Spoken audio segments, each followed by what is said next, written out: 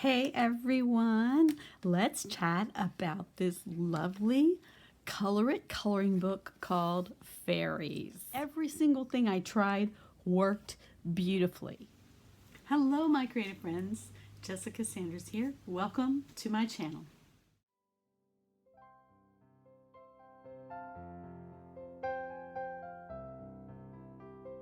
So I was very excited when Color It contacted me and asked about sending me their lovely coloring book.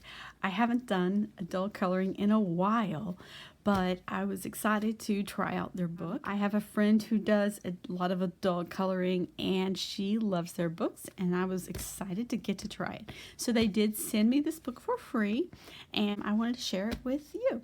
So let's talk about it a little bit. It's got this beautiful cover and it's spiral bound, which you can see. So that means it's going to be able to not have any kind of hump when you're coloring. It'll lay very nice and flat, right? Because of the spiral. It has perforated pages, so you can take the pages out if you choose to.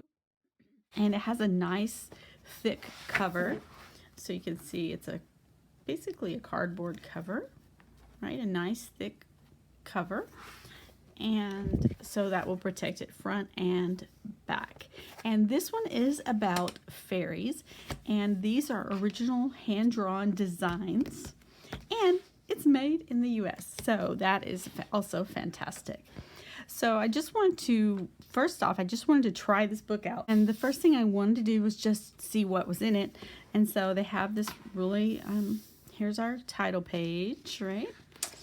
And they have this lovely page that talks about different fairies. So I did notice this Scan Me code that they have, and they have a member exclusive Color It book club, and you get some fun stuff like member exclusive designs, discounts on the books, and I think they have markers and that sort of thing, and they have a community also. So you can scan this code when you get the book and it'll take you to their fun and exciting book club. Okay, and I realized this is also a blotter page, so if you want to tear this out, you can use this to put behind your coloring pages. That's something that I thought was really important when I got this book, and I realized they're single-sided pages. So it's blank on the back, and that's perfect because guess what? If you use markers or something like that, it could bleed through the paper and ruin the other side of the page. So this way, you don't have a coloring page on the back that's getting messed up by your coloring that's on the front. And you can tear out this blotter page and put it in between, and in that case, it would protect the paper that's behind it. So I liked this blotter page, and I liked the fairies on it, so I didn't want to use it for a blotter page, so I just got my own little piece of cardstock that I can do that with. So it can just go straight behind a page like this, and put your paper down. That way, if the ink you're using or any medium you use goes through the paper onto the back, it won't go through to the next page. So that's great for using Copics and alcohol markers of any kind and things like that. So cool. And what I noticed about the designs in this book is they just make me so happy. It's just these friendly fairies. They're smiling, they're helping each other, they're helping others. This one is rescuing from this mantis. And it's just like, they're very peaceful and fun images, and they just make me happy to look at and flip through. So they have some really nice ones. I'll just flip through a few. Some are more focused on the fairy, and some of them are more about interacting, like this one. So just flip through a few. I don't want to give it all away to you. I don't want to spoil every page, right? So I'm just going to show you a few. There's a proposal. So they're very fun images. They have some larger ones, and they have some that are very detailed, right? So if you like to have a mix, that's pretty fun. This is one of my favorites I've seen. And so I love the images, first of all.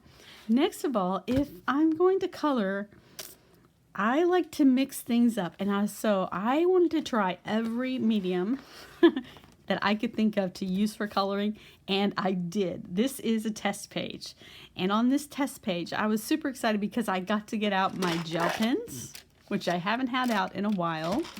I got out my colored pencils.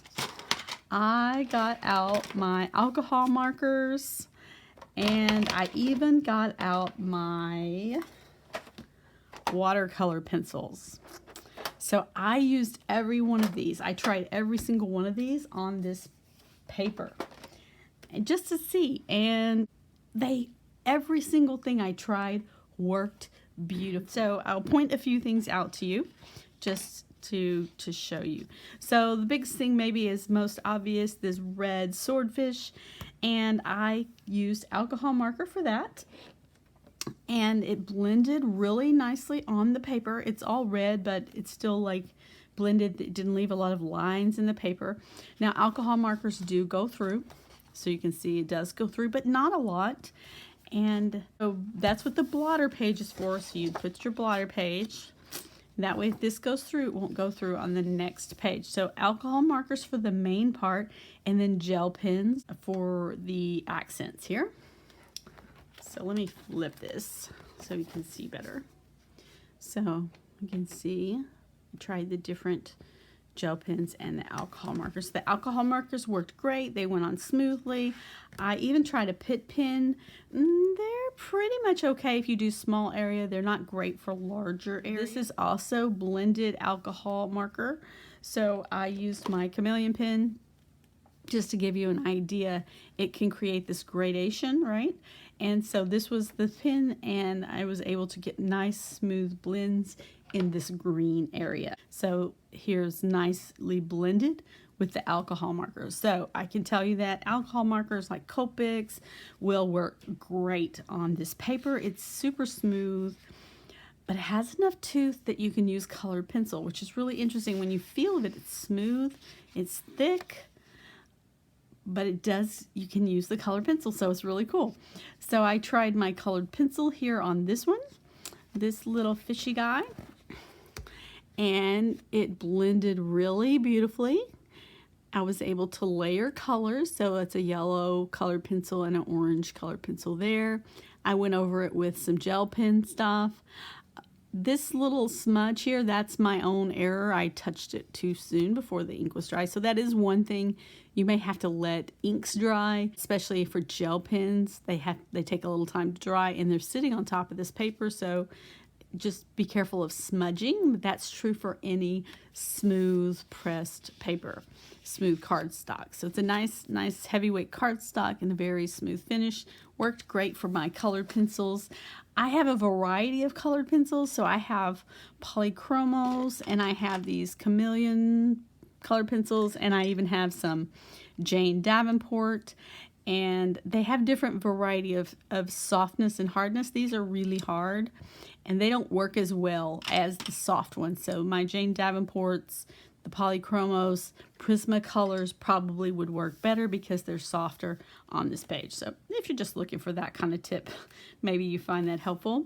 So that was color pencil test and try. I did a little color pencil here.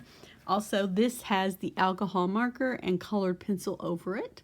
So you can mix and match your mediums here. It's really fun, really great. Let's see what else.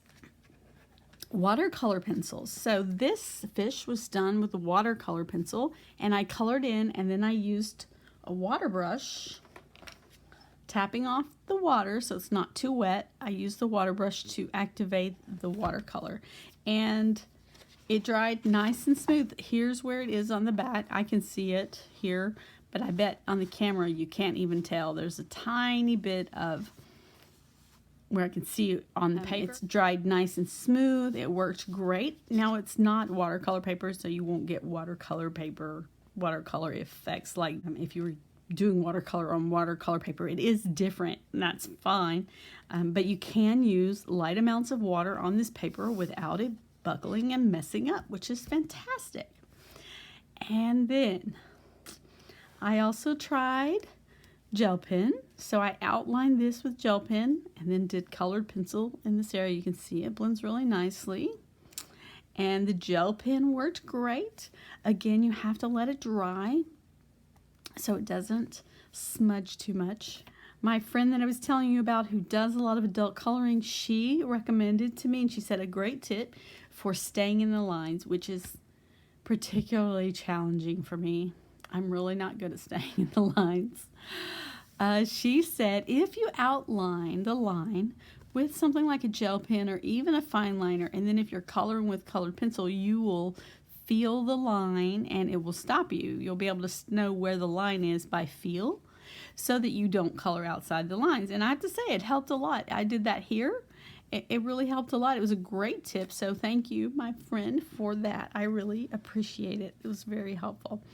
And it was also fun to outline this with the gel pen. Now I do have a time lapse of another page for you, which I'll show you. At the end of this video, I colored an entire page. I used all the mediums I'm talking about. I used my watercolor pencils. I used the colored pencils. I used gel pens, alcohol markers. I did it all. I'm telling you, it was so fun. So yeah, here's a gel pen. I wrote in here, wave, and look at that sparkly goodness and this sparkly goodness.